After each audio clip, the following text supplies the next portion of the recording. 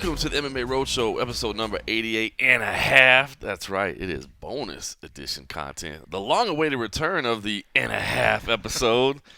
we Cold Coffee, John Morgan here, and Cold Coffee. We didn't have time. God damn it, didn't have time. It was a lot of travel, a lot of bad internet connections, and it was just rough. I think these shows. I love doing these shows when you have the time for them and whatnot. But I'm kind of enjoying this right now. This is good. Well, let's set the scene right now. This is a little bit different than the traditional and a half that we do because we just had Thanksgiving dinner. We did. We just had Thanksgiving dinner. Of course, you and I were in Australia for Thanksgiving, so we missed a little bit of our Thanksgiving. Thanks to the fine folks at the UFC, we were able to have a little bit of smoked turkey and some other Thanksgiving-like. That was amazing. That was fun. That was a good time. But your girl here wanted to do something with you, do something a little more traditional. Yeah. And you guys were kind enough to invite me over. So we just crushed some Thanksgiving dinner, some turkey, some stuffing, some mashed potatoes here on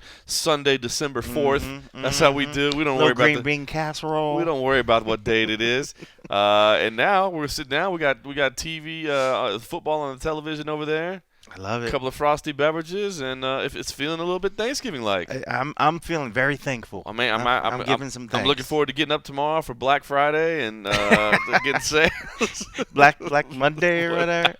All right, let's talk about it, man. The Ultimate Fighter 24 finale was last night here in Las Vegas, the Pearl at Palms Casino Resort. First of all, we haven't been in the Palms in a long time, man. That was something. It was. We said it earlier in the week, and it really did feel like it, man. It was reminiscent, man. It felt like a WC event, you know. Being in that building where we had held WC shows, using the small cage, which was kind of fun to watch through the night, man. It's been so long, I think, since we've seen an event in a small cage, man. When you saw, like, the light heavyweights in that little tiny cage, It was like, dude, there is nowhere to go. Yeah, they closed the distance really, really quick. Crazy. And then, of course, you know, the flyweights and the lighter weight classes being featured pretty prominently. It felt like a WC event, and it was kind of fun to be back there. I will say one thing that happened to me, we sat down. I'm like, man, this is kind of cool. I kind of forgot about how cool this place is because the Pearl is a really cool venue. You know, I think I saw some people online that were kind of criticizing, like, oh, my God, they only drew 2,000 fans last night. Well, the place only holds 2,000 people, you dummies. It's a small little concert venue. It's designed for small places like that. They used to charge insane ticket prices to get in there. Myself and Brett Okamoto were kind of laughing about that. They would charge like $150 for like the lowest ticket, which I think is insane. But it is cool because there's really no bad seats. None. Not at all. Not at all. It's an awesome venue if you're a fan. And but it's weird because the acoustics in there are so like high level that it's kind of noise dampening in a way, so that the acoustics are nice. You know what I mean? So you don't get that echo off the ceiling, and also it's cool, which is obviously designed for music. It's amazing. Yeah. But it's kind of weird for a fight because it's a little bit eerily quiet. It's a little bit like Japan. I heard a lot of people saying on TV like, "Oh man, it doesn't sound like there's much going on there," but it's just the way that building sounds. And it's kind of bizarre because you could be sitting in like the back row of the highest tier, and you could yell something at the fighters, and you can hear it. Yeah, they certainly will. That's neat. Yeah, it's such a neat location. It's not the best logistically because, you know, a lot of the fighters, there's very, very, very few what do you want to call it, locker rooms on the ground. So star rooms, you know, if it's a music act, you know, it's usually not too bad. They'll usually have, I think there's like 3 or 4 different rooms or whatever. Right. But, you know, when you think about how many locker rooms there need to be for a full fight card, right, half the guys are being staged up in a different place, and, you know, and then they have to kind of get shuttled down. So there's definitely some logistics and how they have to do that's maybe not the most ideal. But I think a lot of the fighters might kind of enjoy that sort of thing because it is something different. You know, they're not stuck in a big airy room that you might get in some of the arenas where it's just, you know, like 4 camps in one little, you know, thing. This they had a little bit more room up top. You know, once they went up to the meeting rooms, they could spread out a little bit more. But the internet sucks there.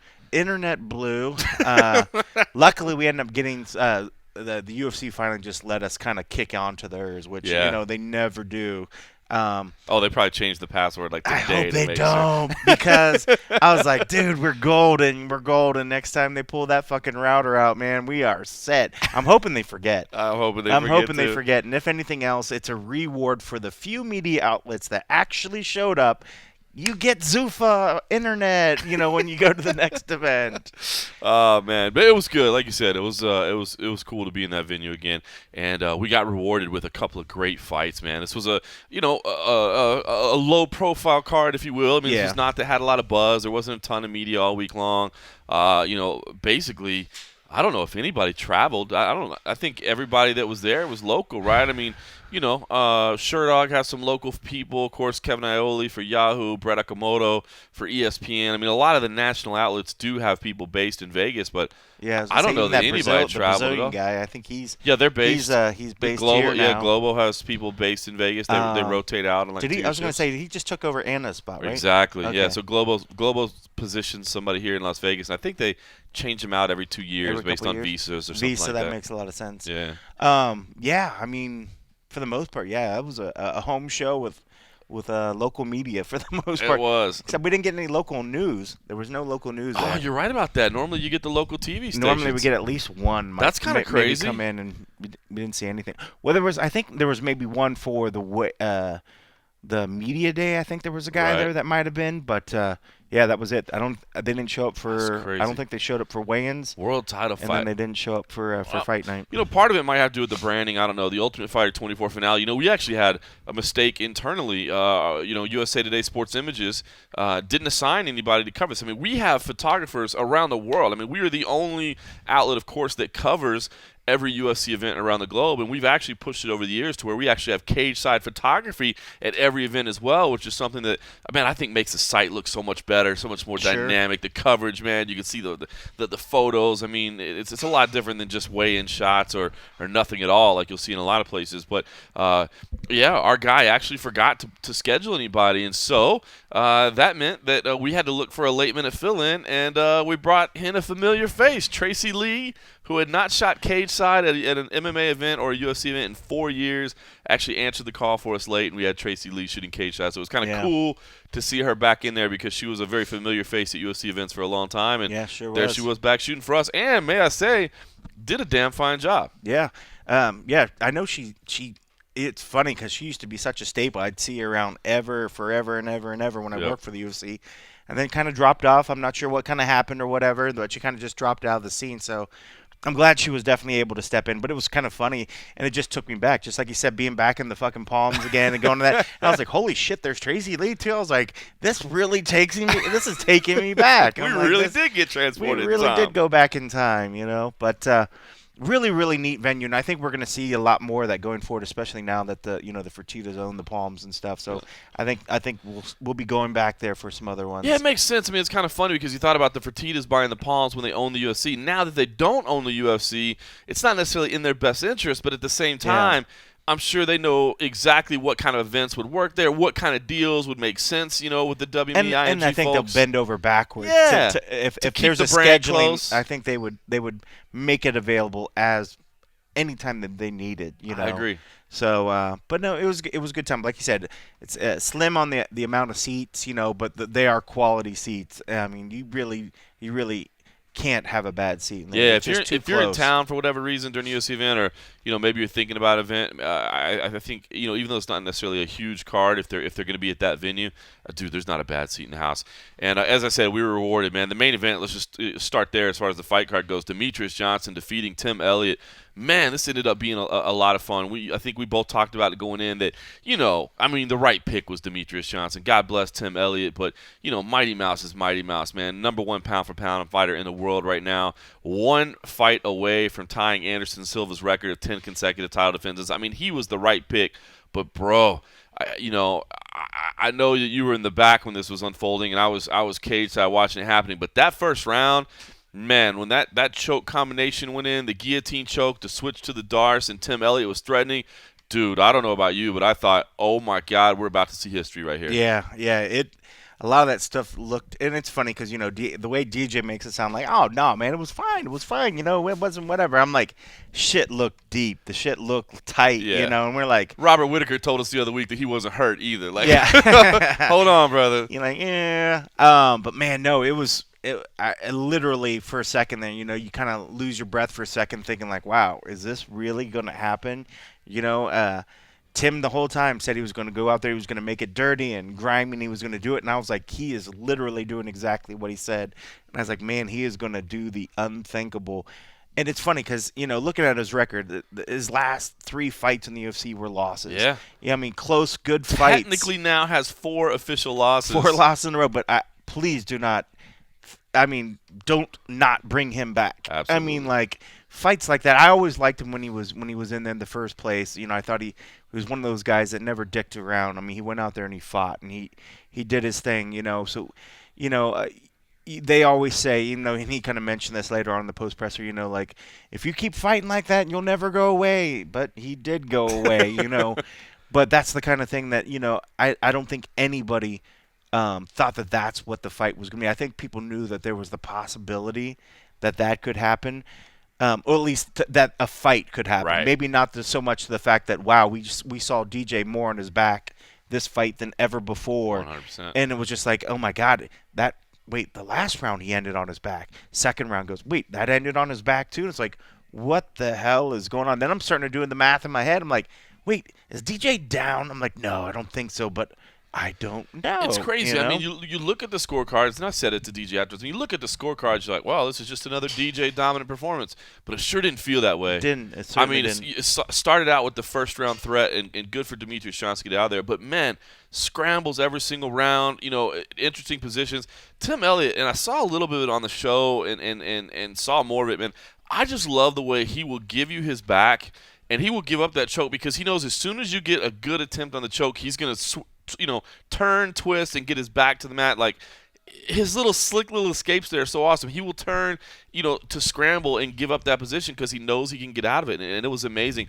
The one part we saw, I guess, was at the end of the first round, he already had his mouth wide open, and at the start of the second round, he actually leaned over and put his hands on his knees for a second, and I thought there was some gamesmanship there, probably a little bit, but it did look like, honestly, after 5 minutes, he was already a little bit tired, and I think he pushed till the end. I don't know necessarily the fatigue cost him because I think he was still pretty high paced throughout. Yeah. But he did admit afterwards that, yeah, man, the cut killed him, that he was ready to call it off. He was ready to say, my chance at the UFC title, hell with it. I'm not worried about it. I can't make this cut. I thought that was a pretty stunning revelation. Yeah.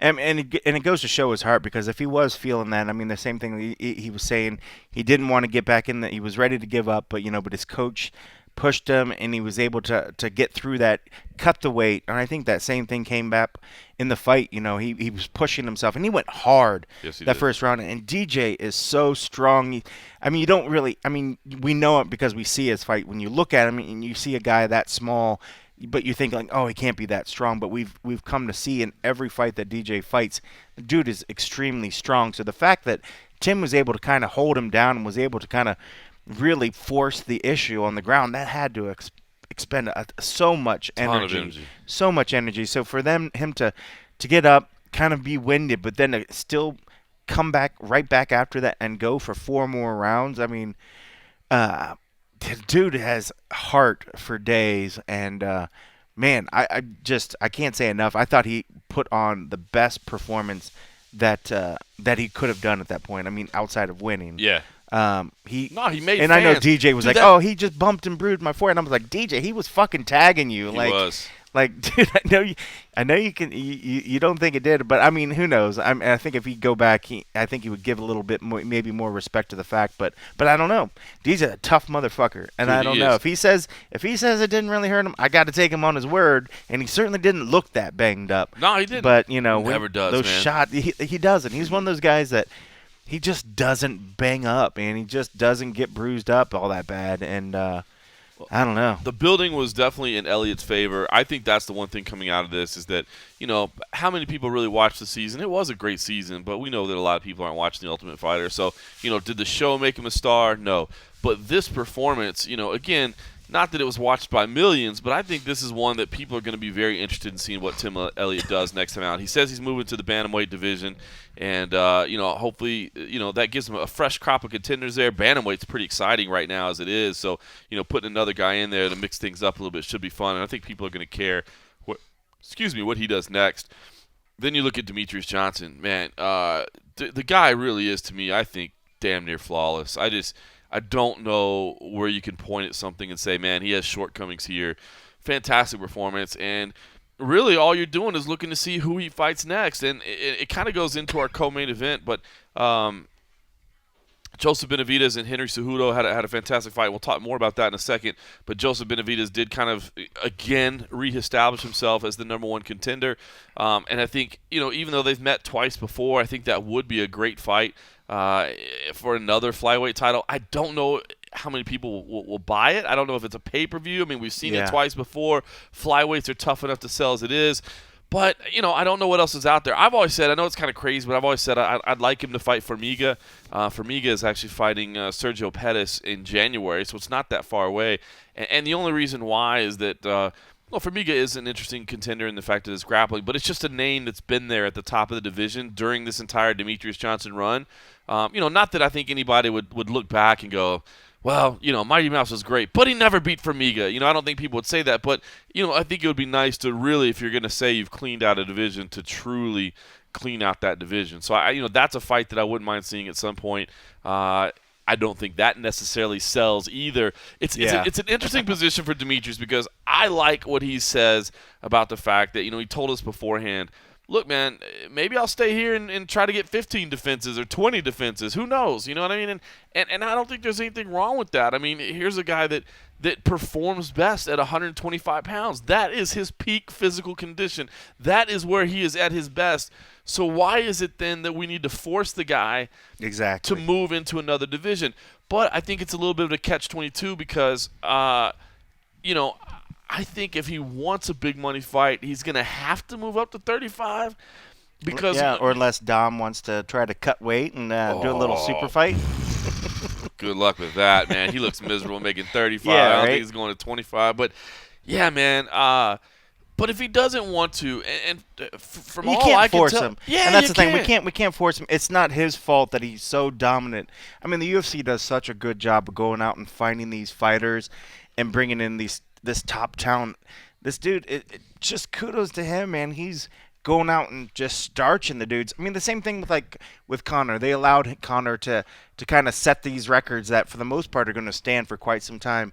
So why not let DJ go out there and set some incredible record that's going to stand the test of time and probably, let him run 15 fights in a row. Let him create a record that's going to take 20 years or whatever, or maybe never to get beat. That's what I say. I'm all about it. I mean, it's not his job to move up just for the fact that we want to see him lose. That's our own fault that we're like, God, I want to see him get tested again and get beat. I mean, he's going out and doing what he needs to do. It's on the UFC to keep finding those guys to fit in there. I mean, this is an organization that, one, when they talk about, they're like, just to throw out like fighters unions and whatever, there's always going to be other fighters. If these fighters want to go do whatever, they can find more fighters. Right. There's fighters out there all over. It's on the matchmakers, on those guys, to find these guys and these other fighters out there to make enough noise to get noticed. Right. DJ, just keep doing what he's doing. I mean, just for the fact, I mean, that's all us kind of putting our own shit on him.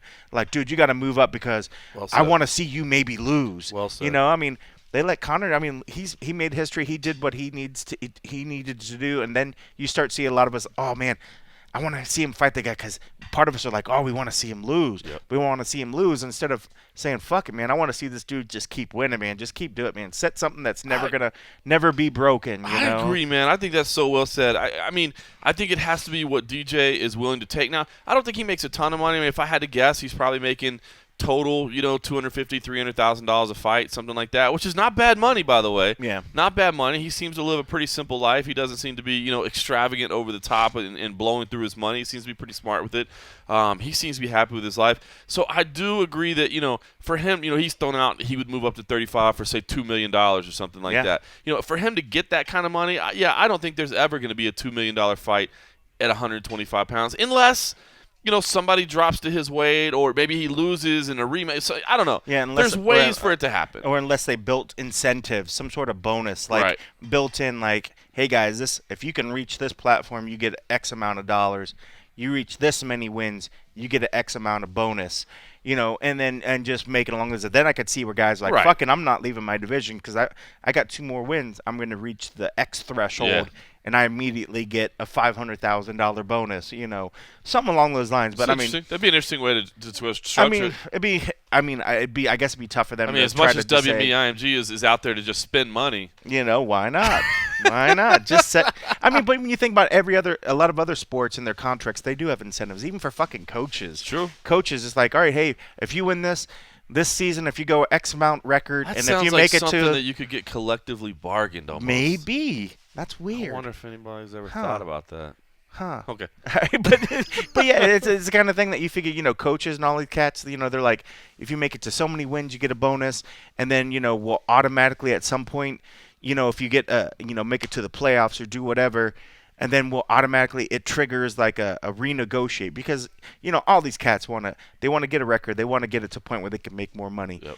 If set the wins to where if you get a X amount of wins, you're going to get a bonus and maybe the possibility of re-upping your thing. I think you'd have a lot of cats strive for that win and strive to try to, give them something to push for where it builds in. Because most guys now, I think, they want to win one fight and try to renegotiate their contract, even if they have 2 more fights. Where if they could build in some sort of reward structure where it's like, all right, yeah, you're signing for 3 fights. When you're, or X amount of multiple ones, but build it in. You're like, all right, well, if you win 3 in a row, you get X amount bonus, and if you win 4 or 5 in a row out of these 8 or whatever we signed, you trigger the X factor, which allows you to maybe re-up or renew at a said rate or whatever. I think you'd see a lot more guys pushing to get all those wins instead of just trying to survive and make it through, the contract or whatever. But I don't know. We could get there maybe. In the meantime, I'll just say I don't think people should be in a rush to get Demetrious out of the division and to make a move. I think this dude is so good and so dominant and so perfect in his weight class. He's right where he needs to be, and I would love to see him continue to set history. Like you said, set some mark that nobody can ever beat, man. So do some Luke Gehrig type. Well, again, that's not good because that got beat. See anything? Well, you know what I mean? Like some kind of record that we're seeing history, but and rather than embracing it and pushing this guy on to say, fuck yeah, dude, you're actually creating history. Everybody wants to see him fucking lose, and they want to see him go to another thing. So we're totally opposite. We're on the wrong end of where we should be thinking about DJ. We should be pushing him to create a number that can't be beat.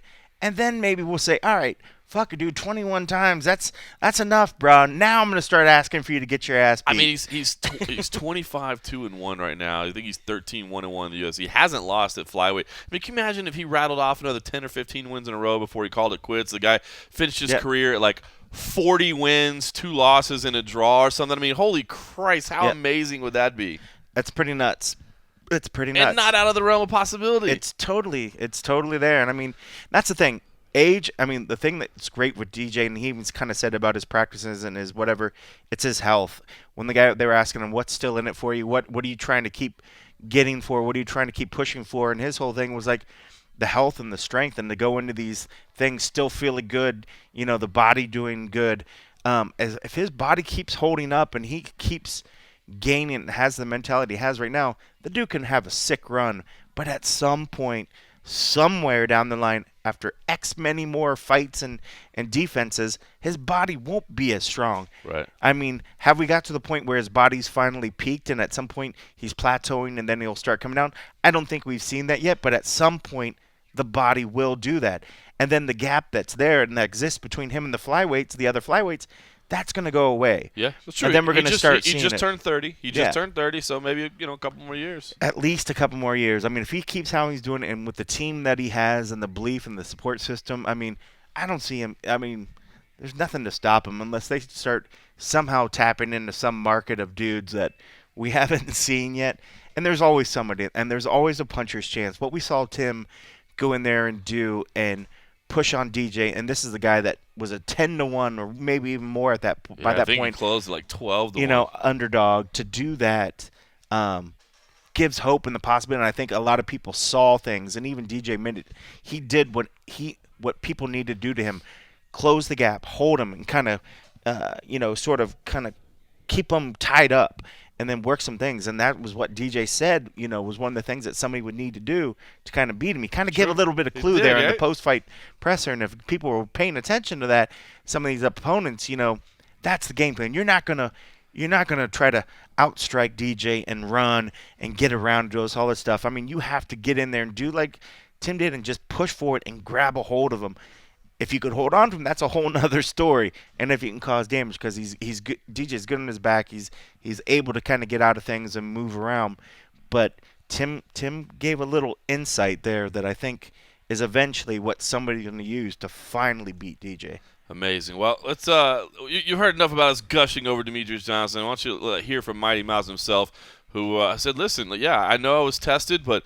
Man, listen to the confidence oozing out of Demetrious Johnson as he's like, yeah, I was tested a little bit, but guess what? But just a little bit. I made the adjustments, and then I went back and I won in the last 4 rounds. So was it a tough fight? Was it a stiff test? Or am I just that damn good? Well, Demetrious, if somebody was to just look at the scorecards, it would look like just another dominant victory for you, the best pound-for-pound fighter on the planet. But this was an incredibly entertaining fight, and you were in some tough positions early on. Can you talk about just, how you thought this fight played out versus your expectations and what it felt like in there? Yeah, the first round was a little tough. Tim Elliott's a little crazy animal. The first round, when you have the guillotine and going for the guillotine, switch it to the Darce choke. I looked at Herb Dean and I was like, don't you stop it, dog. I'm good. And he goes, no, I got you. I see you. You're fine. And just doing the hand fighting. And he was really, I knew, that's what people have to do. They got to try to get on me and smother me. When I had him in the clinch and he was throwing all those shots, just doing all this wild shit, it was just like, okay, it's fine. Dotson kind of did the same thing when we fought the second time. Like, hit me in the stomach, and I'm like, okay, it doesn't hurt. That's not doing anything. It's nothing really damaging. Other than that, there's nothing really in a fight where I was like, oh my God, this is actually going to hurt or something. So, it might look worse, but all the stuff to the top of the head and the side of the head doesn't hurt. Interesting. Obviously you and your trainer are known for working in tandem and being a great team. Can you talk about what were there any major key adjustments that were made between round 1 and on? Because, after that first round, you basically dominated the positioning. Yeah, absolutely. Matt came back and goes, okay, stop sticking your head where you need to, hand fight immediately, and pass guard. And then right in the beginning of the fight, when he went for the Kimura, I was throwing submissions out left and right. But that was the biggest adjustment, is that, okay, when you shoot, hand fight, pass guard, and start isolating the arm. And I know that you ultimately just leave it up to the UFC to say who comes next, but here you are, you're inching up on the record of Anderson Silva. You've basically cleaned out the division. You did see Joseph Benavidez pick up a big win tonight. Is there a name? Is it Joseph? Does that interest you? Is there any other name? What does make sense? Because they just had a reality show to find another competitor for you. Is there anything that makes sense to you? Yeah, that Joseph and Henry Cedo fight, it was a close fight, man. I gave it almost a draw. I think that nut shot gave Joseph that split decision. But it's up to, the UFC. Sean Shelby did an amazing job grabbing, all the champions from other organizations to bring in the UFC. So Tim Elliott, he brought the fight, and I'm sure Sean Shelby has some up his sleeve, and my job is to go back to the gym and, coming off an LCL, Tier 2, Grade 2 injury, get back in the gym. I'm going to let my knees heal, and we'll see what's next. Congratulations, Demetrious. It seems like, tonight, and it's early, but a lot of people are like looking at this as like it was a tough fight for you, and yet, like John mentioned, the scorecards weren't that tough. Do you agree with that? Before this narrative gets going and people talk about this fight more, what did you think? Was this one of, if not your toughest title defense? When you look at it, the first round, yeah, it was tough. But after that, I made my adjustments, was able to take him down and out-grapple him. Sometimes, being the best pound-for-pound fighter in the world, you can't just go out there and blow people out the water on the feet or in the clinch. You got to display all sides of mixed martial arts, and that's what I did tonight. He was a bigger guy, able to take him down. I had him in almost a choke, arm bar, straight arm lock. I felt the fight wasn't close. I felt the first round like he did a good job, but after that it was, you take away that guillotine or whatever, then all you have is just that stuff. And other than that, it was, just bumps and bruises on my forehead. I know when you were answering John's question, you kind of said, hey, your job is just go to the gym, get ready, whoever they put in front of you, it's their job to find you somebody. Is there anything that excites you though, and is it important to have something that excites you, to have something out there that motivates you? I'm a self-motivator. I didn't get in this sport to become a world champion. I got in this sport to become a better mixed martial artist. And a long time ago, Matt might not remember this, Matt was like, if your goal is to become champion, you're lost. He goes, I can offer you way more than becoming a champion. I was like, interesting. Let me find out what this path leads me to. And this is basically the byproduct of me always learning, pushing myself, and want more for myself. DJ, you said that Matt told you if your objective was to get the belt, then you're on the wrong path. And he'd show you the path. So when you get done with and go home tonight, is the belt that makes you happy, or what is it that you sit down and that satisfies you? Oh, man. Being healthy, going home, and get back in the gym and continue to learn. Like, that's what satisfied me. I don't like to be injured. I always like to, better my mind and just get better. I mean, the belt's cool. I mean, don't get me wrong, the belt's awesome and all that stuff, but I don't hang my head over that. Like, I like learning. I like understanding why this works and why this doesn't work, and how can I transfer energy from my body to do certain things. Is part of that finding the right opponent to kind of stretch your ability? Do you feel like you need to find that person? No, not at all. I mean, I felt tonight like I showed grittiness, making adjustments during the fight. I feel tonight after the first round, everything was dominant. Like, I fell on the ground. I was able to, Tim's tough. I mean, he fights, he likes to push. And I think sometimes as a champion, you need to have those fights so you can show that you can overcome certain things. If I went there and he just laid down like a dog and let me finish him or whatever, then I don't think that shows a lot of class. I can pull to these 5-round fights, and I can show dominance and make adjustments and go back to my corner after first, crazy wild round. Matt's like, okay, this is what you got to do, because not all my fights are going to be like that. I might have to, 4 rounds down, and I might come back and to the corner. Matt's like, all right, you got to go. You got to make the best adjustments. You got to get your shot and knock him out. So, I mean, I'm very satisfied with my performance tonight, and I think, after that first round, you guys heard the scorecards, 49-46. I mean, sounds like 4 out of 5 is pretty damn good if you ask me. All right, so Demetrious Johnson did indeed look fantastic. It was a classic main event. Whether you think he was dominant or not, it was a hell of a fun fight. Another fight that was a hell of a fun fight, Joseph Benavidez defeating Henry Cejudo in the co-main event. It was a split decision, a bizarrely scored split decision. One judge gave every round to Joseph Benavidez. One judge gave every round to Henry Cejudo, and another one gave 2 rounds to Joseph Benavidez, including the point deduction. So, listen, this was a great fight. I thought it was amazing. I said immediately afterwards, was this the best 3-round fight that we've seen all year?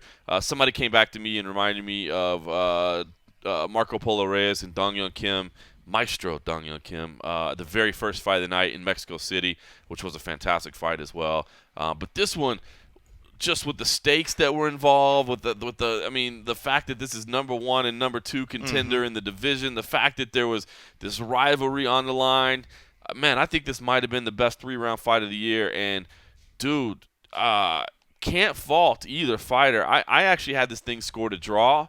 I thought that it was a Henry Cejudo round 1, but then of course you had the point deduction for the 2 low blows. That makes it 9-9. Then I had Henry Cejudo in round 2 and Joseph Benavidez in round 3. To me, it was a 28-28 draw. Brett Okamoto was sit right next to me on press row. I believe Kevin Iole, who was right next to me, I believe he had it as a draw as well. Brett Okamoto and I talked a little bit more. He had the fight in Joseph Benavidez' favor, the way that it did get scored, 29-27. The way the third judge scored it, that he had it that way as well, giving Benavidez rounds 2 and 3. I got to be honest with you. I've seen a lot of people saying robbery. I don't think it was robbery. I just think round 2 was so damn close. You had Joseph Benavidez with volume, kind of not necessarily the aggressor, which I think judges really do like to reward aggression quite a bit. But in round 2, it was Cejudo moving forward, but Cejudo was landing the bigger strikes. I mean, God, his hands, the power that he was throwing with. Kicks. Oh my God, the kicks to the body. Yeah, I think Benavidez.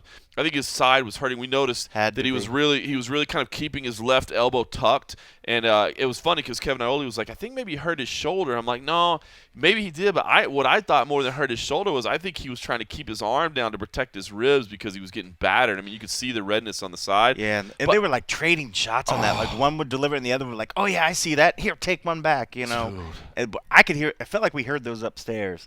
Like they were hitting hard. It was, man. You know, the sounds that they were making from the thuds. Yeah. I mean, the blows were hard. These two dudes were going at it. You know, Joseph Benavidez was really kind of showing more of that Dwayne Bang Ludwig type movement. You know, the in and out, the things that we've seen out of, say, T.J. Dillashaw or what have you. You can see him kind of incorporating that type of system. Meanwhile, Henry Cejudo, again, I think his hands look better than they ever have. Dude, yeah, he sure did. Just throwing with power. So to me, I had this thing a draw.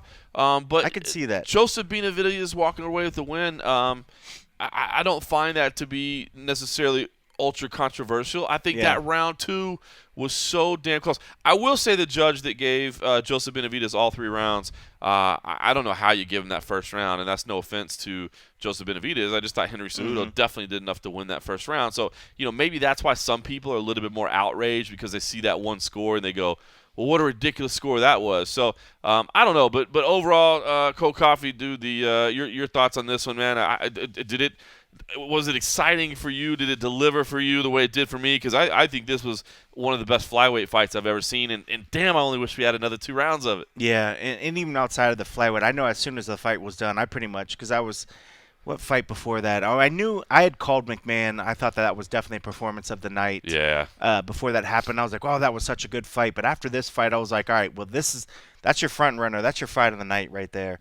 I think they got robbed of that, and I think that easily was the fight of the night, and I'm sure we'll talk more about that later on. But no, it was such an impressive night. When you look at the stats, you know, just jumping on the UFC and using their fight metric stats, and it was virtually identical in almost every round. Virtually identical. I mean, you know, you got 22 strikes to 21 strikes, 22 significant strikes, 21 significant strikes, 1 takedown. Second round, does it say the exact same? Second round, the exact same number. That's got to be a fucking mistake. But no, it's like 22 strikes out of 76, 28%. Henry was actually higher percentage accuracy than he did. And I was thinking when I was watching it, I thought he was doing more damage, and I thought he was more accurate than Joe. I thought he was busier, and I thought he was pushing the pace a lot more. So in terms of octagon control and things of that sort, I was giving the edge to Henry.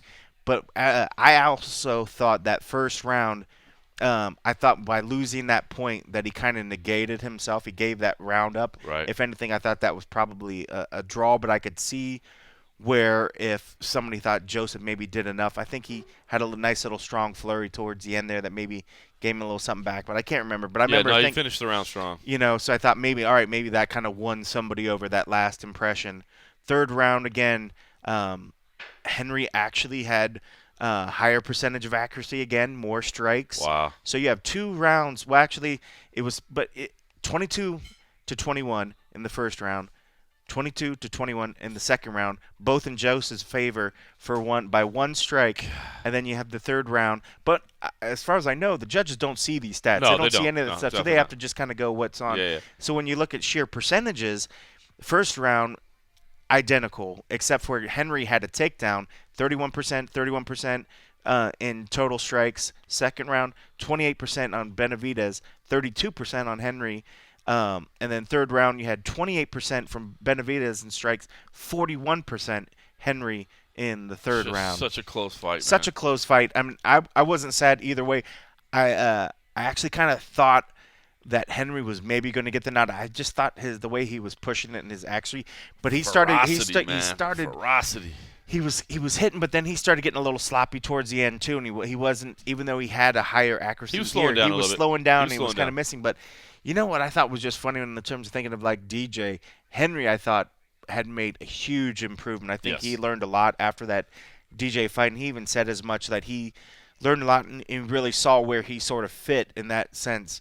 But when you take that, his last opponent, or DJ, what he did to Henry, and then to see how this battle went 5 rounds, still made you think that neither one of these guys is ready to go back in with DJ. But then when you see what Tim was able to accomplish, and this is a guy that hasn't been ranked at the top, but probably maybe should have been, but due to his losses, of course, they got to kind of knock him down. It just makes you think that, man, not to keep saying about how great DJ is. To think that DJ finished both these guys? Yeah. Finished them. Didn't just beat them. Knocked Finished fucking Benavidez out.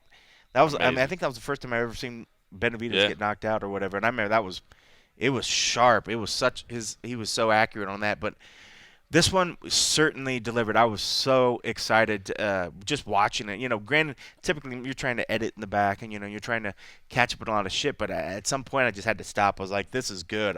I don't want to miss watching this You one. said, you touched on it, but I think absolutely robbed for Fight of the Night. No offense to Jared Cannonier and Ian Cutelaba. We'll talk about them in just a second. That was a fun fight. But to me, man, you're talking about a potential all-time classic here. Yeah. And you're saying it wasn't even Fight of the Night? Yeah. I think they got robbed, and it was kind of funny to see both their reactions to how frustrated they were that they didn't get it. Yeah. I think Cejudo was especially emotional about it, looked very hurt. And the other thing I thought that was really interesting from Cejudo was him saying that not really interested in instant rematch right now, saying, yes, this fight was close, and yes, I don't like this guy, and I'd like to beat him, but you know what? I need a break. I just need a break from Joseph Benavidez. I need to get him out of my head. I need to do, and I think, I think that's a healthy attitude. No, and it makes a lot of sense. Dealing with the show, so much time of his life was around this guy, so I'm sure his family, and he mentioned a lot of it was because of his family. They're watching the stories, they're seeing the stuff online, they're hearing the stuff that Joe is, and it's got to be affecting this family to a degree to where they're just like, they're so amped up and just want to see the fight get done. It's got to be mentally draining on everybody. So I'm sure for him, he just wants, more so than any regular fight.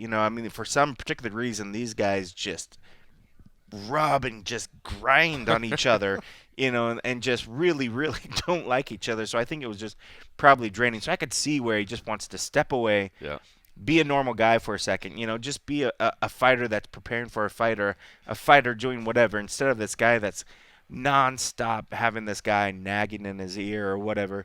I think it's going to happen again. You have to. They'll fight somewhere down the line. They're at the top of the division. Everybody at the top eventually, fights each other once or twice and multiple times, and especially if the fight went like that, was interesting because, neither one of them, they were willing to stay in the bank, and then you started having these glimpses like, okay, it looked like, I don't think either one's got the power to kind of knock each other out. But then when they'd stand and finally stop moving, where they just kind of just were letting it go, and I was like, wait, no, they're rocking each other. Like, if they keep that up, somebody's going to go down. And then you're like, fuck, now I want to see it. Who's going to do it? Who's willing? And a lot of those exchanges, I thought Henry was getting the better when they were just throwing those things. And I was just like, wow, he might take Joby out, And Joe was smart to not kind of indulge that too much, to kind of keep moving, not get caught up in that, and let that play into Henry's favor. A couple times. He did, but he was smart, and he moved, and he recovered quick. These guys recover so quick that they'll take a shot, and then that would put us down. I'd be done for, and they get right back up, and I was just like, man, these guys it's amazing. It was such a good fight, and definitely didn't get the credit that it probably deserves. Maybe, if you had two heavyweights that went like that, people would be saying it was the greatest fight they've seen of all time. All year. All year. Just unfortunate these guys are smaller weight class, but and if you get two guys talking like that too, it had everything about it that should have been a bigger fight in terms of just the sheer, people outside of it that were wanting it to fight. Everything was there to make it be bigger, but and they delivered, and they delivered.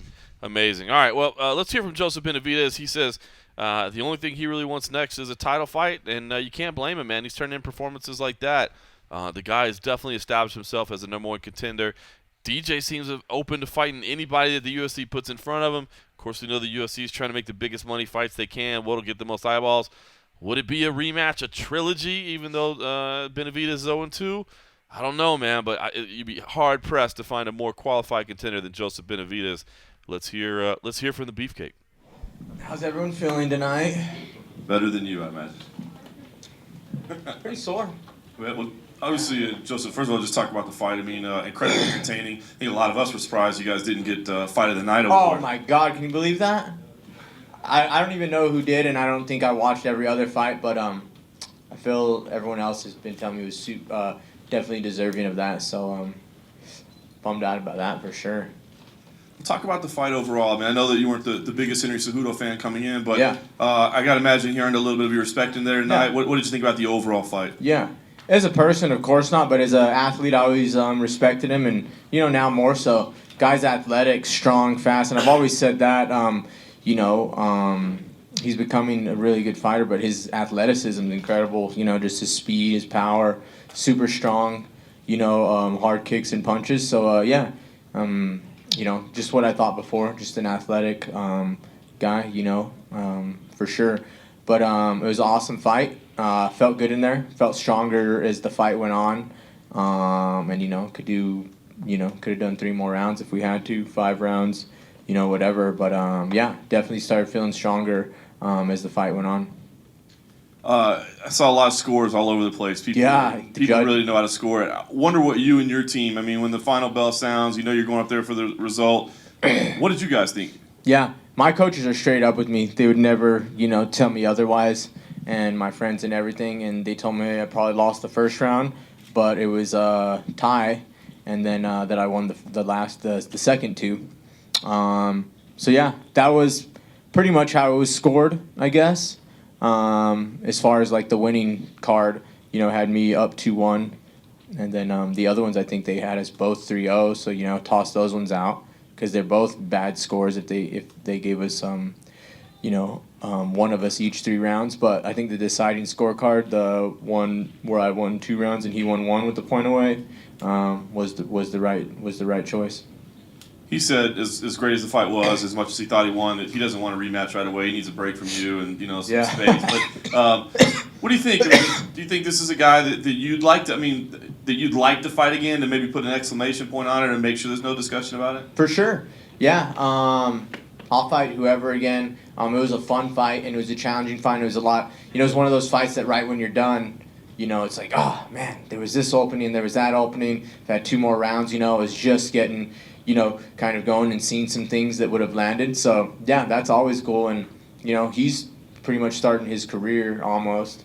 So, he's going to be around for a while. So will I. So, that's always going to be there. That was definitely the best him. And I think, what people, what I can take from it is, his last fight was a loss to Demetrious. And it's cliche, but you get so much better after a loss. So you think I saw it like, he was the best version of himself tonight, and it was awesome. I was glad to go in there and compete against him. And lastly, for me, I know you don't get caught up with title shots and things like that. Yeah. But after beating that guy, you're clearly the number 1 guy in the division. For sure. Demetrious, of course, hangs on to the belt. Will you lobby? Will you ask and press for another chance at Demetrious Johnson? Yeah, I've said it in all my interviews post fight thus far. That's the only fight I want. Go for the title. I have 6 wins in a row. There's no other fight that I want. I lost to the guy twice. Like, how could, I'm not going to sit up here and be like, I don't want that fight. And, people say I lost twice, but it's like me and Demetrious could fight 1,000,000 times. It's going to be 1,000,000 awesome competitions between 2 world-class fighters. So, let us go at it again. Him and Tim's fight was awesome tonight. And, that's exactly how I feel is, of course, that's the fight I want. That's the only fight I want. And, we could fight 1,000,000 times. It'd be awesome every fight in a competitive contest between 2 of the best fighters. So, yeah, let's get after it. Well, let's go back. Let's talk a little second before we move on too much towards the next one. It's just the difference when we see a guy like DJ. Here's a guy that's been starching all these guys. He's knocked Benavidez out. He's finished Henry. And rather than oppose it to just say, no, I'm not going to fight these guys. I'm going to start looking for whatever. He's like, yeah, if the UFC says that's what it needs to be, and if these guys come, that's good. Let's run it back. Then you got guys like Connor that are like, I know Jose's the interim champ. What he's like, but I starched the dude in 13 seconds. Why am I going to go back and fight the guy? There's a stark difference in that, and it goes to show nothing. In sheer terms of numbers, okay, of course, Connor's going to bring more money, whatever, and I guess he's got a right to do whatever. But in terms of champions and what a champion's supposed to do, you defend the belt. When the belt's there and you have the contender, you fight the contender. It's not you hold it just so you can. I know your job is to make money and do whatever, but ultimately you are the champion of that division. You're supposed to fight in that division. DJ right there is saying, yes, if these guys come back and that's what it is, I'll fight them. Other guys are like, well, I know I've already fucked them up. Yep. Why am I going to fight in that one? I'm going to go do something else. And at that point, then it's like, all right, maybe don't be a champion in that division. So, but again, not to go back and like No, what we that's a said good the other point, day, man. that it still doesn't feel right what they did, taking it how they did, but Well, you're not taking away from Conor, but what you're really saying is, dude, like, this is just more kudos in the direction of Demetrious Johnson, like, why he is a fantastic why he's champion, a fantastic champion. why he's somebody that we Yeah. should be praising and enjoying watching fighting. And, Exactly. And look at the fantastic hosting skills from Cold Coffee there, huh? Bringing us back from the audio like that. It's awesome, dude. I don't know, man. You don't even need me around this damn place anymore. I'm just preparing for him when it's an all cream show. What All- the fuck you were all saying? the other coffee, day? no All cream. coffee. That's ridiculous. All right, let's talk about a little bit of bizarre fight. Jorge Masvidal picked up the first-round TKO win over Jake Ellenberger. Interesting fight here for the finish. I mean, Masvidal looked sharp, man. He looked really, really good. He came out and said he was going to starch Jake Ellenberger. You remember, we talked to him ahead of the fight, and Masvidal was kind of talking a little bit of trash, basically saying that not impressed with Ellenberger. Ellenberger had no heart. I think Ellenberger definitely showed some heart because he got wobbled a couple times. Yeah, he got in his head. He got in Jake's head. Jake hurt wanted him. to go out. He He wanted wanted to to go throw out. down? He wanted to throw down. So Well, I think Masvidal was handling him pretty well. And Yeah. that's why I hate to spend too much time talking about this because we saw the finish of the fight. I'm assuming most people that are listening to the MMA Roadshow are hardcore fans of sport, but just in case you didn't, Jake Ellenberger leaped forward, attempting a flying knee, I believe it was. find And something. he slid a little bit as he landed, and his foot got trapped in the fence.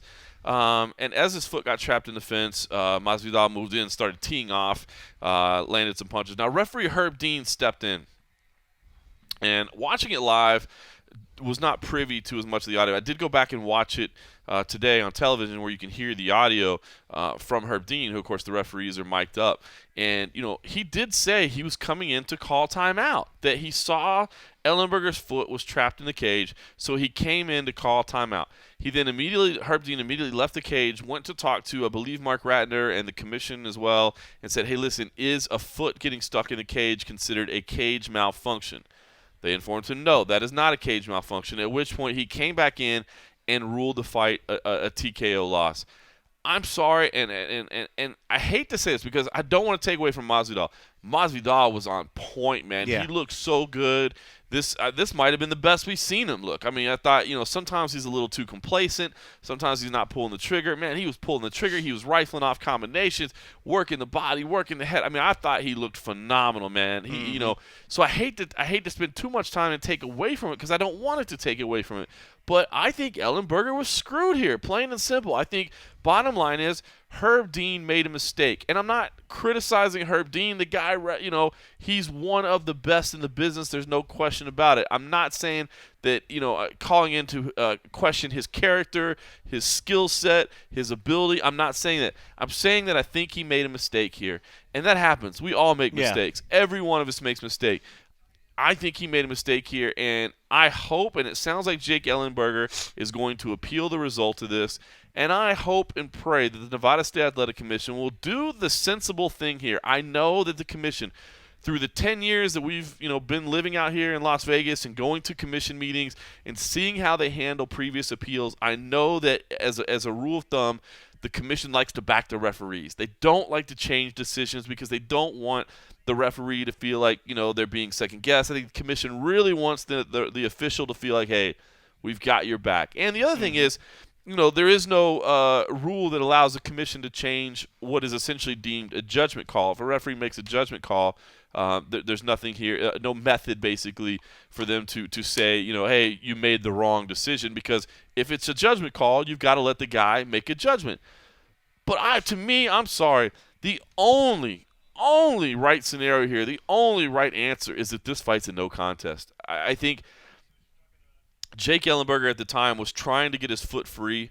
Had he been allowed to continue on, had the fight not been stopped, yes, he was taking some punches from Masvidal at the time, but I think he may have been able to get his foot free. He was limping, but who knows with the adrenaline rush, how he would have been. But I don't know. Herb Dean came in and he stopped the bout to call timeout to check on the foot and to find out if that was a cage malfunction. If at that point he realized it's not, I think Herb has to step up and say, my bad, I screwed up. I stopped the fight. I should not have stopped the fight. Because I'm the one that stopped the fight, this is going to be a no contest. And I don't know, man. I honestly don't see any other right answer for the way this thing played out. Yeah, and I agree. There is no other right answer. But let's be real. Jake was going to lose that fight. It was about to get to that point. The thing that I saw and the thing that was kind of interesting to me when I was watching, if you go back and watch it again, I can't argue that.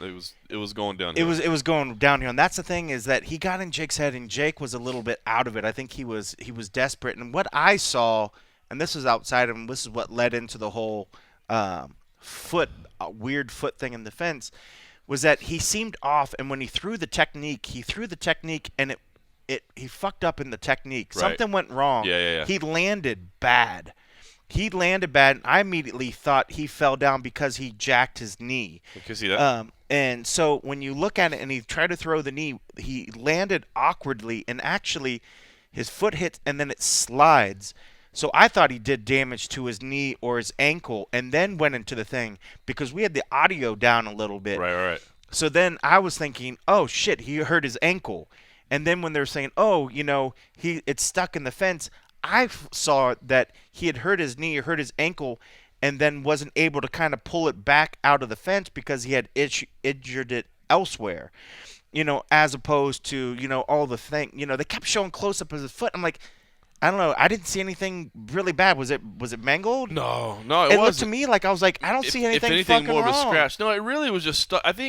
I think what probably was hurting was maybe his ankle a little bit because it did get twisted, or maybe but the that's knee. what I thought was the part from the technique Right. that went bad on it. And when he landed awkwardly on it from the technique that he tried to throw, that's what hurt himself, and that's why I think he was limping. But he was trying to use this fence as an excuse. No, I definitely don't think it was using because it was definitely wedged in there. Well, Like, it if was you go back definitely and watch, wedged in. It's stuck. It was stuck in there, but I wonder if it's the fact that he went down and it injured his thing and then slid in, but then he wasn't. If he twist didn't it injure out himself, properly. he would have been able to navigate That's a little an bit. interesting Remember when question. Travis Brown tried to throw that fucking awkward kick, Right. and he hurt his ankle and he pretty much lost the fight. Right. That immediately came into my head. I was like, oh, why did you try to throw that technique? Now you just lost the fight. Good point. But I don't know. I mean, if it said it was the fence but it still felt to me like whatever technique that he tried to do, he hurt himself upon landing, which is what sort of catapulted, and it just kind of it blended itself in to get together. Like if he wasn't so close to the fence, I think we still would have saw an injury. I think it was just a matter that the way he interesting. landed and then he slid into the fence a little bit, that it was already, I don't know. And maybe if I go back and watch it what again. What you say is true because the thing is, like, as much as I think that Herb made a mistake and that it should be changed, I really don't feel like the outcome was going to be different. It was going to be I the same feel like thing. Masvidal had a full head of steam. He had already hurt Ellenberger once.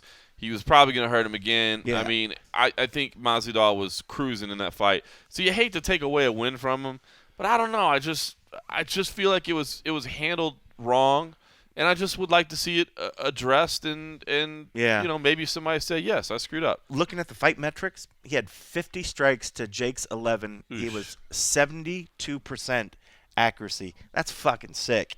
I mean, the dude was 72%. 72%. Who does that? You never see that number. I mean, the dude that means he was not missing. And Jake was 11 out of 31, 35%. They get credit George with 44 significant strikes. They all looked pretty significant. He was putting a lot of heat into them. But I love Jake. He's a great dude. He's a nice guy. But this fight was not going to. After watching that he was just the way he was taking. That's why I think he went for that desperation technique that George didn't seem to be anywhere near. I mean, he was there, but he was so easily able to slip it, and I think it was because Jake got caught and was just kind of just desperation. And that's why the technique went bad, which I think led to whatever that slid him into the fence or whatever and kind of made whatever injury a little bit worse by getting it stuck in the fence. But I don't know. I could be full of shit and just be the way that we saw it. Maybe it was completely the whole fence. Wow, there's no question that you're full did of it. shit. But, True. But if you go back and watch it in slow motion, watch him land, he crumples a little bit and then his foot slides a second time. But when he first initially landed, it's an awkward land, and it looked to me like he hurt himself upon the first landing before he slid into the fence. But yeah, regardless, like we said, George was going to win that fight. it was a matter. It probably would have ended in the first round regardless. Yeah, well, that's our take on it. Let's to get the final word on it. Let's hear from Game Bread himself. Not a long fight, but an interesting fight. Kind of went back and forth. Looked like you were having some fun out there. You were dominating most of it, but I'm gonna say that was racist. Talk about just how you felt, how the fight was playing out. How did you feel your performance was in there tonight? I felt good. I was in really good shape for this fight. I did a lot of things I've never done in my life to just push myself to get in shape without getting hurt. So I felt in great shape. I never felt the fight was back and forth. I'm gonna have to see it again. I didn't like obviously how it ended, but that's how it was gonna end.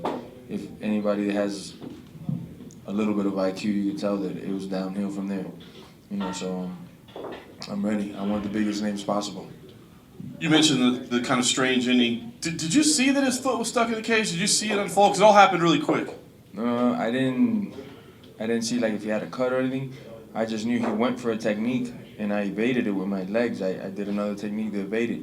So maybe in the landing he could have hurt himself or not, but it is what it is. You know what I'm saying? Like, you went for a technique, and had I not done that, your technique could have put me out of commission. He went like for a flying knee, I think, or a flying kick, and I was trying to sweep him while he was in the air.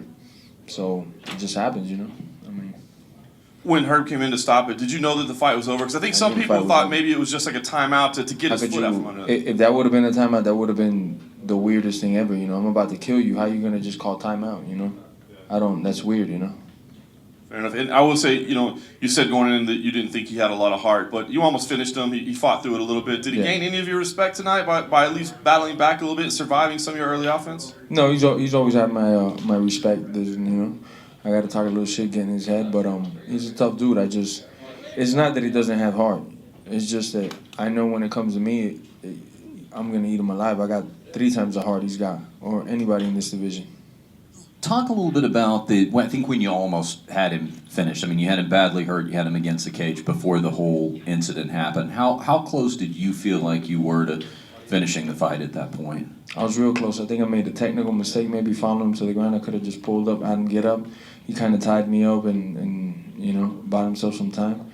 When we got back up, though, I landed some real good knees and elbows. Those knees were going to stick with him throughout the fight. I wish that really hadn't happened, so I could have just, ended him. In that exchange, did he seem to be? You've been in a lot of wars. Where would you gauge his toughness in terms of that first exchange, surviving that? Yeah. Tough dude, but I was going to break him. And then when the incident happened with the cage. Obviously a fighter has to intelligently defend themselves at all time. I think Herb saw that he wasn't before he saw the incident. John may have touched on this, but were you even aware that anything was going on in that moment, or was it finish the fight first and then after the fact realize something might have happened? Shoot first, ask questions later. I should probably clarify, by the way, that when Mr. Masvidal said that I was being racist, he had a big smile on his face. He was just joking around. He's got a good sense of humor, man. I remember he said that, but what did you even say? I just said that the fight was back and forth, and he was like, "Oh, that's racist." That's racist. Man. I was like, because I remember I was in the back room, and I was like, what the fuck did Morgan say? Yeah, man, just saying he was back and forth. Yeah, but he's a good dude, man. You're racist. We get to interview him a lot because he fights every other day, so we get to see him quite a bit. All right, let's talk about another guy who decided to call me out. Jared Cannonier dropping down from heavyweight to the light heavyweight division, facing Ian Kutaleba. Fun fight, man. It really was a fun fight. It was a good fight. It was exciting. It ended up getting fight of the night. I will say this. I do like it when guys that are kind of on the lower tier of their career and the income scale do get the $50,000 because not that Joseph Benavidez and Henry Cejudo are rolling like Bill Gates or anything, you know what I'm saying? But that's life changing. $50,000 to a guy that's a couple fights into his career, man, that's big time money for him. So I do respect that this fight got fight of the night. Yeah, man. Overall, it was good. I just thought Benavidez and Cejudo was just a slight cut above, but I better not take too many swipes at my man Jared Cannonier because he'll definitely call me out again.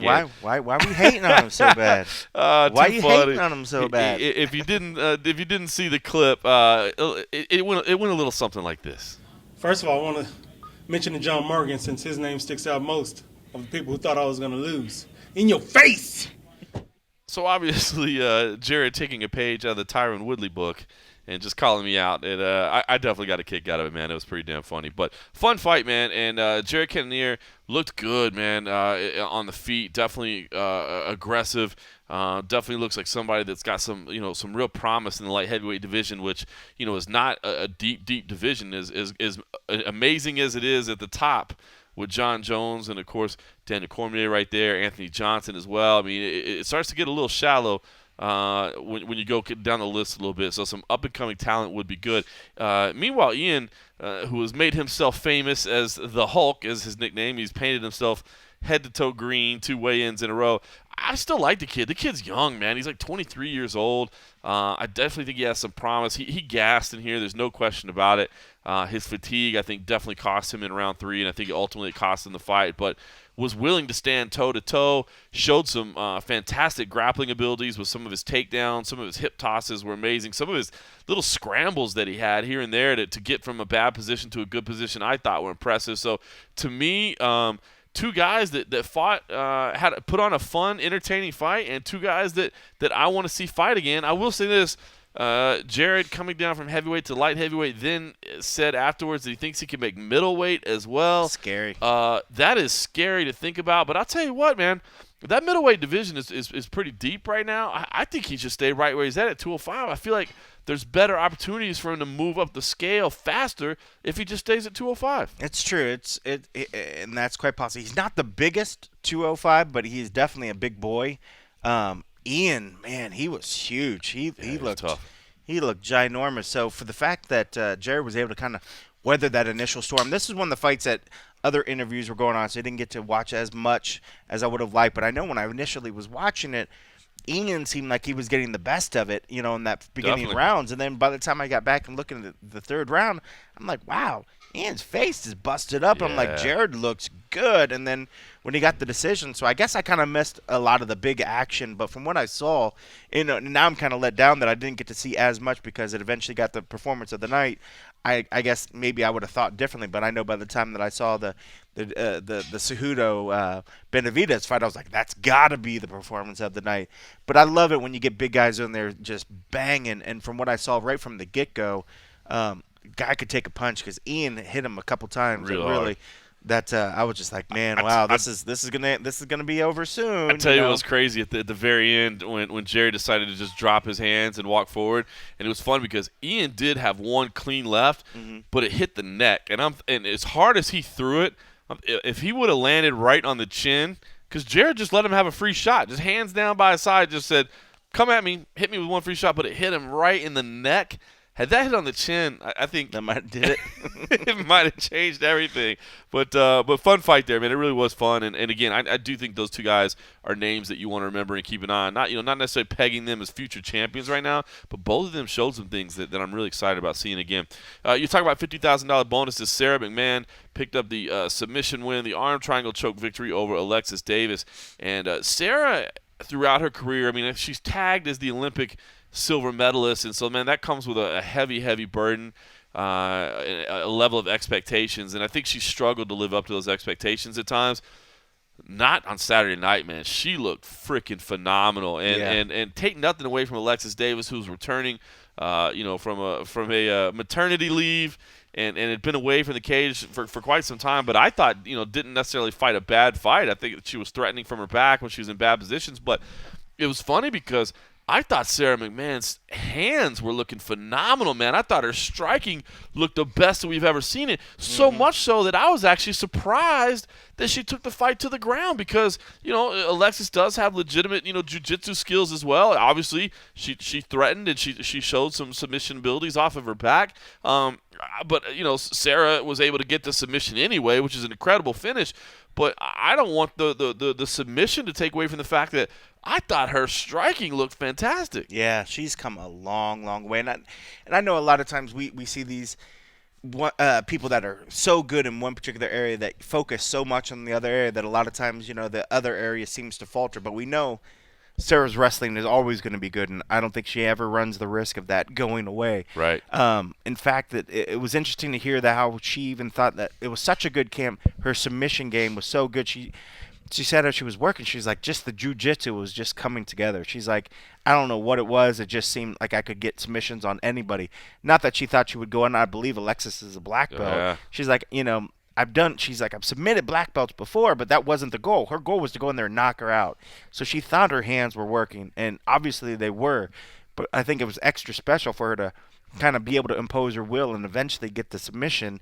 But she looked great. I mean, she's in good form, and I think she really, really wants to make another run at it. And I mean, it's unfortunate how that fight played out with her and Ronda. I think it could have been a lot better. Yeah. I felt like we kind of got shortchanged a little bit on it, but she's certainly making a run for it. I don't know if she's going to get that next nod as she's hoping. She wants to be the next call. I think it's a little premature, but she said she's willing to fight Pena, but to get that shot.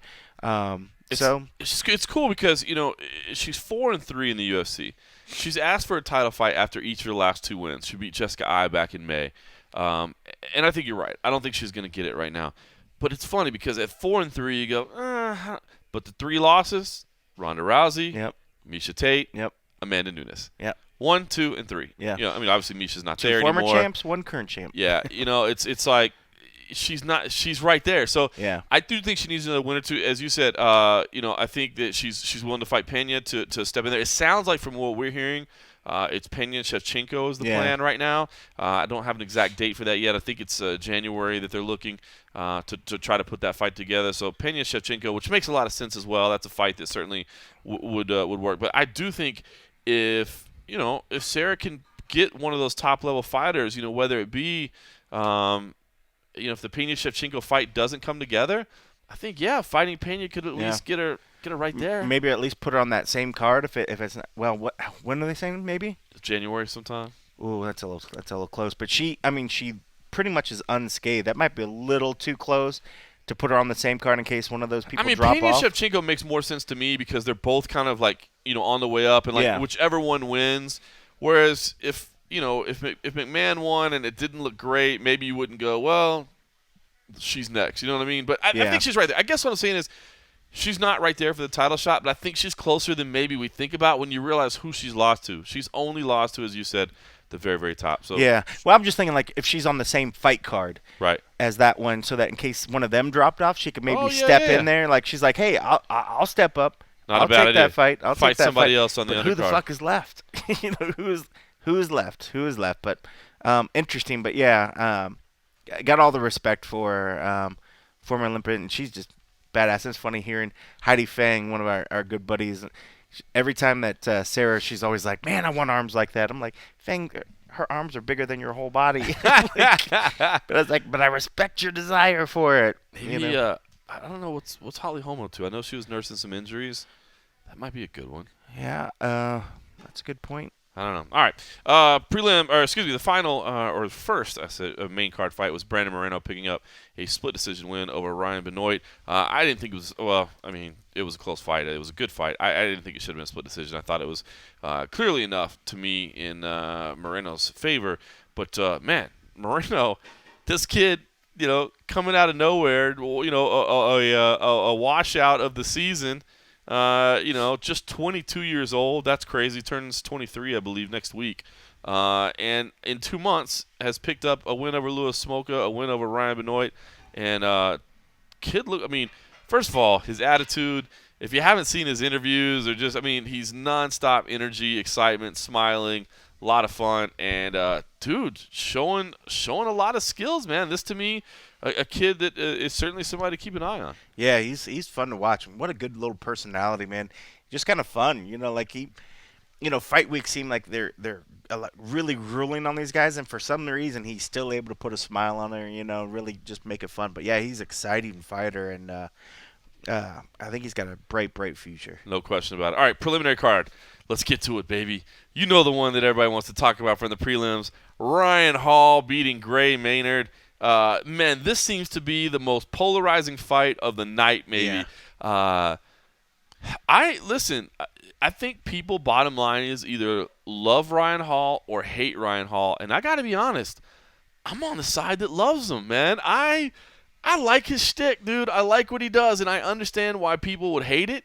But to me, it's almost a throwback, man. I think about, the way MMA started, the clash of styles, which, does karate beat kung fu, jiu-jitsu, boxing, wrestling, whatever it may be. And to me, Ryan Hall is almost a throwback. It's like, first of all, he didn't really get to show much of his jiu-jitsu. I mean, he attacked the legs a couple times, and Gray was able to spin through and get out. But that's what he's known for. I mean, the 50-50 guard, the dude is a jiu-jitsu wizard. And those rolling attacks that he has. I the way love he's watching those. They're incredible, right? They're so different, and they're so unique, because you're just like, what is he doing? And it's like, holy shit, he just rolled into that leg. I'm like, wow, he took him down? That's what I'm like, what is going on? It's cool when Imanari does it. It's cool when Tony Ferguson does it. But when Ryan Hall does it, why? Because he's a dorky white kid. Like, it's stupid. I like it. And, to me, also, don't take away what he was doing on the feet, man. I know he may not be, Muhammad Ali out there in his fluidity on the feet.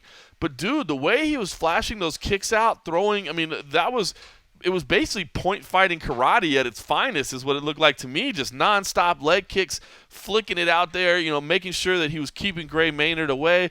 Dude, he tagged Gray a couple times, man. Yep. Gray was getting very, very frustrated. And I love Gray Maynard, a Vegas guy, man. Yeah. A guy who we've seen almost reach the pinnacle. I mean, we've seen his heart broken right there in front of us. A guy that, we've watched his practices. We've talked to him 1,000 times, being a guy here, that lives and trains right here in Las Vegas. So I love him, but he was getting frustrated because he wasn't able to land the big punches. But in the meantime, he was getting tagged on the feet quite a bit. Yeah, and just to go at the numbers, Gray he attempted 50 shots. He landed 17 of them, 34%. You got a first round where he landed 5 shots. Cole Coffey over here bringing stats all night long. I like it. Shots, I like it. 3 shots on the second one, whereas, Ryan clearly outstruck him. And Ryan was doing his thing, and it seemed a lot of times Gray just didn't engage. There was a couple points where he chose to pull back.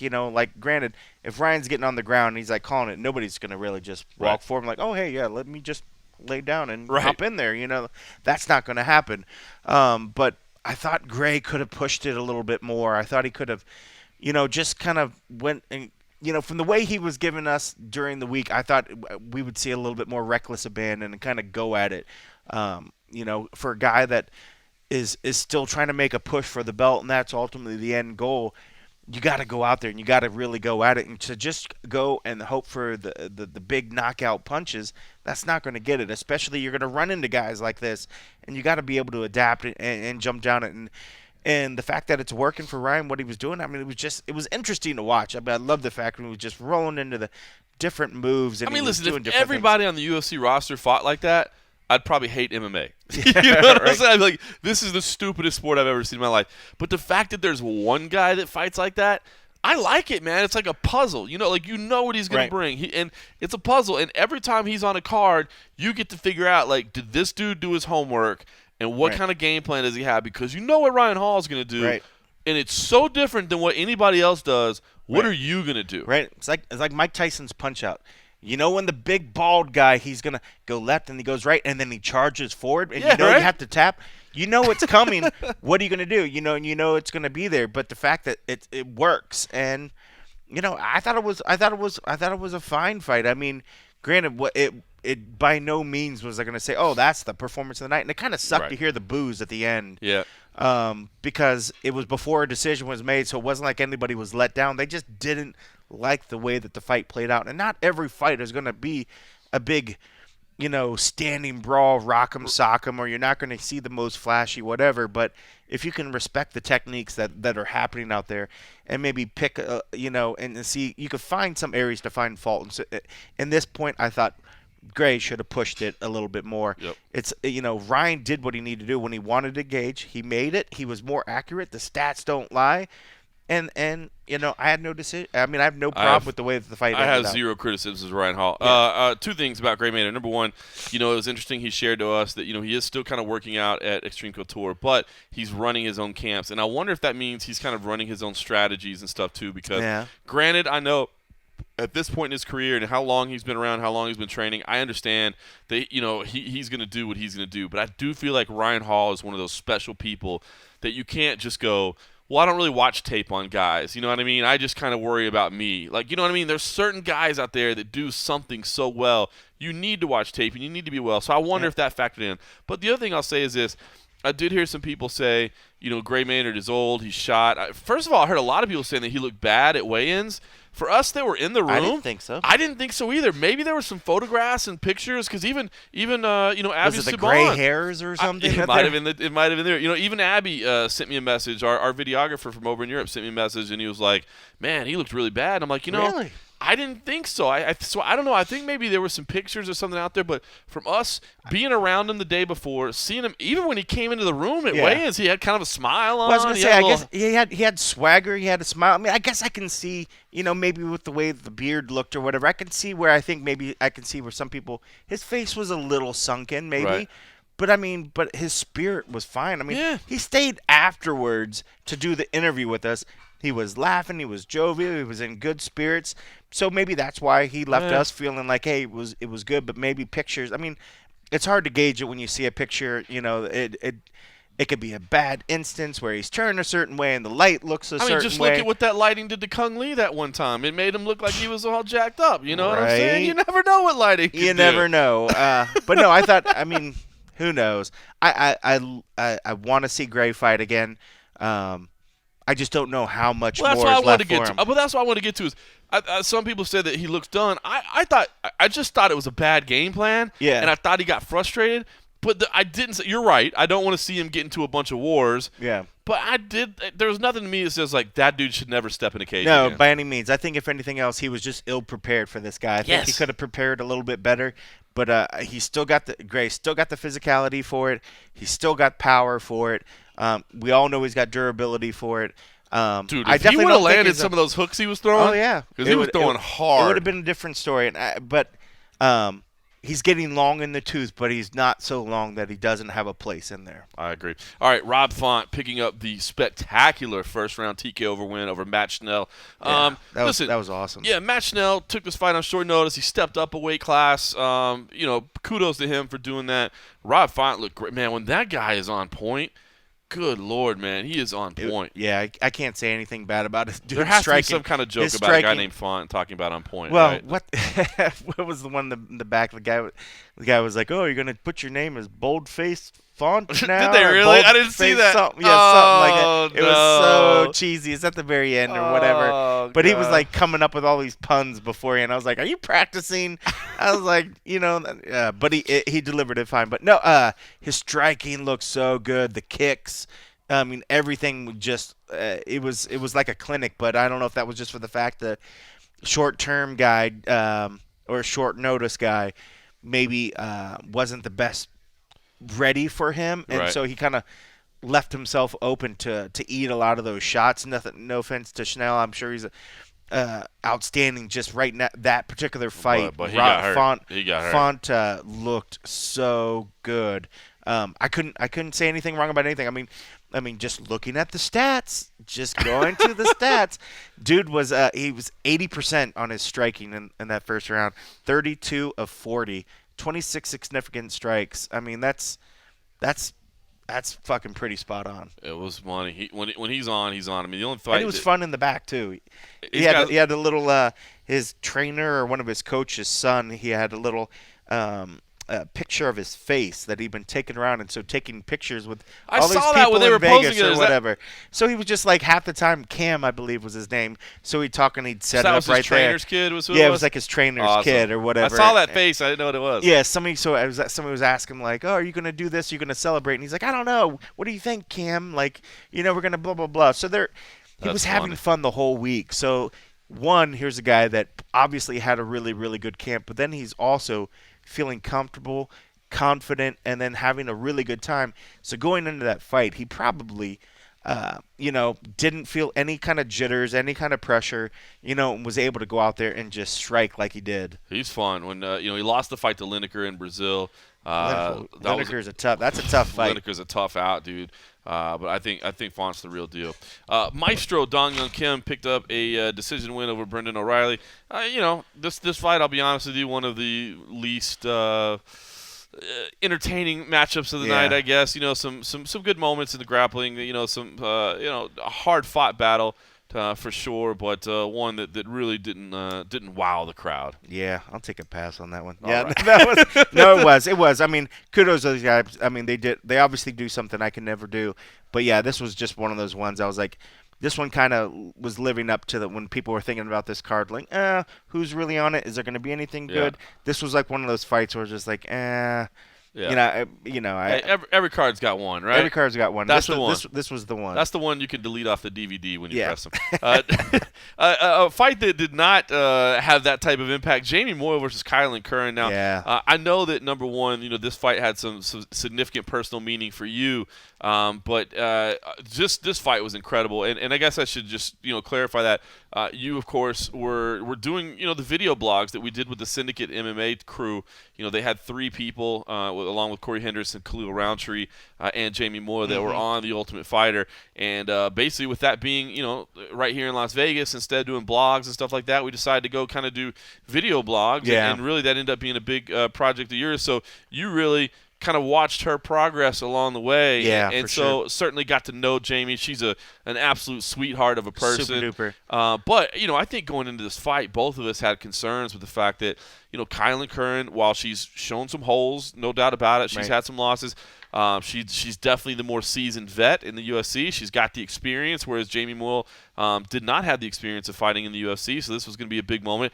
And Kylan is had a huge height advantage. I think most people in the division are going to have a huge height advantage on Jamie. Yeah. And so I think we were a little bit concerned. That this was going to be tough. And then I'll say this. I thought Kylan looked much improved, much the way that Sarah McMahon showed the best striking that she's ever shown.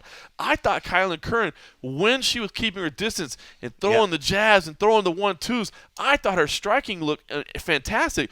But damn it, if Jamie wasn't just willing to walk through punches to get to the takedown, and Kylan just could not stop the takedown. That's it. You're right. I thought Kylan looked really, really good. But Jamie, just the heart. And you're right. I was lucky enough to do that the thing. And at first, it was kind of tedious, and by the end, I really did enjoy going to see these guys and feel like I can call them friends. So seeing Jamie tough it out through that fight and just really put on such a good performance, I was so proud and happy for her. And she got to come up there and we got to do the interview with her, and I was so happy and shooting the bull. And afterwards, after all the cameras are done and rolling, got to talk a little bit again, and we were so proud. And she kind of started making a motion like she wanted to give like a hug goodbye, whatever. You're like, hell no, you're all covered in blood. Well, she was covered in blood, and but honestly, I was like, no, of course I'll give you a hug or whatever. So I gave her a hug, But I was just like, because I was so happy for her to see her. Go from where she was in the Ultimate Fighter and then, had the loss, and I think felt like she was so close to getting there. And I even asked her kind of, did you think that this would happen? Did you see that the day was still going to come, even, regardless of how that happened? And she did. She had the belief. She had the right coaches. The coaches believed in her, and she was pushing for it. And I think that's what you saw when you saw that heart. She realized that everybody's going to have that size difference, so she knows she has to close the distance and get in there, and to do that she's going to eat some punches. So she showed a lot of heart, and I think a lot of that heart is what pushed her to make that transition from the loss of the Ultimate Fighter to eventually get the call to get into the UFC, and then to have an impressive debut over somebody that most people thought was going to beat her. So super happy, super proud of her. It's one of those things. Of course you try to be unbiased when you watch these things. First and foremost, we're there to cover the sport. If Kylan would have won, I would have felt bad for Jamie, and I would have told her, get back in there, you'll do it again, and I would have been happy for Kylan. But I was super happy that Jamie won. No doubt about it. I mean, you spend time around the athletes, you get to know them a little bit. You know that this is the highest of highs and the lowest of lows. You know how it impacts them. So incredible, just a blood-soaked fight, man. And her eye, that post-fight interview that they were doing, I was just like, oh my God, I could see her brain. It's amazing. It's funny because as we said earlier, Tracy Lee came in to shoot for us, and there were no other photographers in position in the preliminary fight. So other than the UFC's official photographers, of course, but as far as media, we were the only ones that had anybody there shooting the prelims. And I was like, man, it's so cool that somebody's there. And she got an awesome shot of Jamie like in the corner with just blood pouring just out of down. that eye. You know what I mean? Like to me, I know it sounds silly, but like that's something that like if I was a fighter, like immediately I'm like, look, that's me. You know, Yeah. like, look at that, dude. Like I Yeah. went through hell and back, man. I was a went through little, hell and back. worried the way that the position of where that cut was. Oh, it could've stopped I it. thought there was a possibility when the fight was going. I thought she did a great job of kind of staying tucked in there. She was so keeping it out of the refs' vision, in a sense. Yep. When she was grinding up against that cage, I was like, good, they can't see it. Could be They squirting can't blood, see it. but And it's not. it was when it finally busted and she was on top of Kylan. I was like, oh my God, look at it go. I was like, please don't stop the fight. And then she stood up and literally it was pooling right there in her eye. If she wasn't vertical, it would have pulled there. And I was just like, oh, please don't stop the fight. Please don't stop the fight. And I love that it didn't slow her down one bit. It didn't slow her down one bit, so kudos to her. But that was a great fight. I, in fact, thought that actually before that, I was like, hey, I think that's a performance of the night right there. That might be a fight of the night right there. That was the kind of fight that definitely could. Yeah. So that was great. It was good great stuff. Kylan Curran, I think, to be honest with you, she's 4-4 in her career at this point. She's 1-4 in the UFC. I think they'll probably end up letting her go. But I hope she goes and fights in Invicta. I think she still has something. They've done some deals before. I mean, Jessamine Duke is somebody that they sent to Invicta and basically kept paying for. I don't know. I see something similar out of Kylan. Like, I feel like there's something there. She definitely needs to shore up her wrestling. But I feel like there's something there, and I'd like to see her, keep at it. So hopefully, they'll maybe send her to Invicta. Yeah, I think that's a great idea. All right, Fight Pass prelims real quickly. Anthony Smith defeated Elvis Mutapchik. Great comeback win for Anthony Smith. I just always have a vested interest. I've told the story before, but it'll always stick with me, and I'll always have a vested interest in watching Anthony Smith fight. Met him in an airport one time. He told me, he was going to be in the UFC. After we had, had maybe a few frosty beverages together, and I flew on my way, I pulled up his record on ShareDog, and he was on a 4-fight losing streak. And I was like, this guy's on a 4-fight losing streak. He's telling me he's going to be in the UFC. Damn if he didn't make it, you know what I mean? And following his career, he went on a hot streak after that, grinded his way through the regional court. He's been on jiu-jitsu. He's been in what the fuck did that word come from? I guess frosty beverages. He's been in Strikeforce. Then he's been in the UFC. This is his second run in the UFC. So kudos to him. Had a tough go. It's a tough Elvis Mutapchik, man. That's a tough dude. Yeah. And he won the first round clearly, and then Anthony Smith came back and vicious elbow on the feet, which was just awesome, and then punches to get the job done, and picked up the $50,000, which again, a guy that is not making a ton of money, man. $50,000 for him, and called it out too. Said, Mick Maynard, I want to fight in Houston for that card coming up, the Super Bowl card. That's where I want to be. So love it. That was a great performance, and I like somebody that's ready to go when it comes time to call your shot and to say what you want next. He had something in mind. That's good. I bet he has a story too where he could call out John Morgan. Maybe we get him and Jared together, and Jeez, why does everybody got to call out John Morgan? Because it's a thing. It's a thing. Let's start this thing. Oh man. But no, that was a good fight. But yeah, I saw the beginning. And I was like, we started doing an interview. So at the beginning, at the end of it, I was like, oh, Elvis ended up winning, right? And they're like, nope. And then we saw the replay. I was like, oh, wow. That's was awesome. Like, good stuff. So. Well, I guess the man you must have been interviewing during that time would have been Devin Clark then. That's the one. Devin Clark had a hard-fought win over Josh Stansbury. Devin Clark, of course, made his debut up in Sioux Falls, South Dakota early this year. His hometown, it didn't go his way there, but he picked up a win. I thought looked very improved in the light heavyweight division. Looked like a better fighter there, and just looked more comfortable, more confident, more I don't know, just healthier. He looked better. So I thought everything about him looked better this time around. So yeah, big win for Devin Clark. Yeah, that was good. That was a good fight. A good start of the night. That's all you can ask for. That's it, man. Well, speaking Short of starts tonight, now it's finish of the night. Frosty beverages. It's Maybe probably get a little time for more you to get round Thanksgiving. 2 for turkey. I'm telling you, right just after Agent H just finally got shit put away, let's go pull some stuff back out. I think the oven's on anyways. Did you leave the oven on? Look at that. She's thinking ahead. Yep. All right, Everybody well, wants listen, pie. here's what we got coming up this week. You are going to Toronto. Yes. Another half of the MMA Junkie team. You'll be up there with the young Mike Bond, Young Mike with the Bond. boss man, Dan Stupp. You guys will be up there covering UFC 206.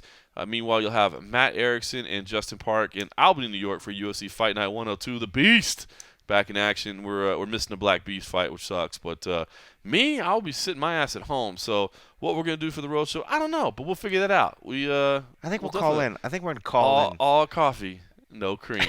That would be the worst show ever. Dude, you got stats now. You got hosting capabilities coming out of breaks and audio. I will be co-hosting part of the old Junkie Radio at some point tomorrow too. See what I'm talking about? Shit's just banging off. All coffee, no cream. Hit them up. Hit them up. In the meantime, thanks for listening.